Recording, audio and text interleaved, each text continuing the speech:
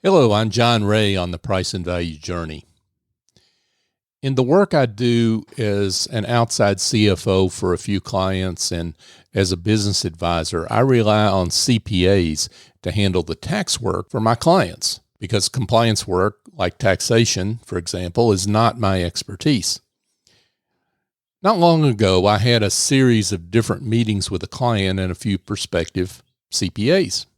After we'd completed our interviews, I asked my client which one he preferred, and he told me his favorite.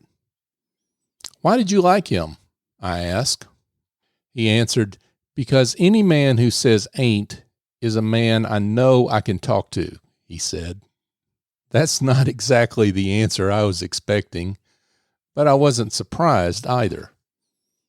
I was expecting to hear an intangible, and the only question was which one or two of those intangibles might stand out for my client. I expected to hear an intangible rationale for my client's selection because clients do not select professional services providers like CPAs, attorneys, bookkeepers, or coaches based on qualifications and expertise.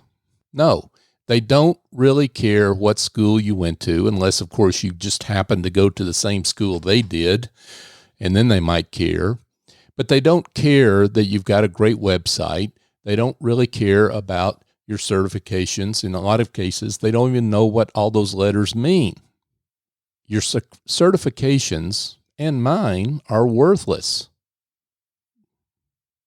Okay, now that's a deliberate overstatement. Certifications and all of the education and work that we've put into becoming subject matter experts in our given field are vital, but only to a point. They are just the tickets to get into the show. They don't get you backstage in that client's mind. What gets you backstage is to have a value conversation, and that's what this particular CPA who got chosen did. He didn't spend any valuable time covering all the things we already knew and had moved past. He didn't talk about his qualifications or his certifications or whatnot. He asked a lot of why questions, and then he shut up and listened. His use of the word ain't wasn't really the ultimate determinant for my client, of course.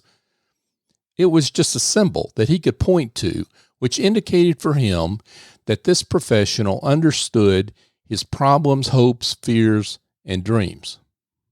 As professional services providers, our job is to be known as someone who understands and holds solutions to problems.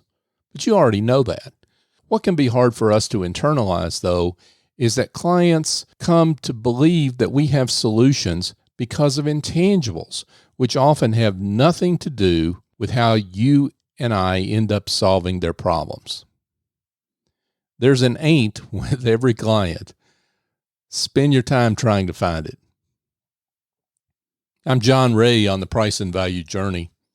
Past episodes of this podcast can be found at pricevaluejourney.com, or you can email me if you'd like to connect directly, john@johnray.co.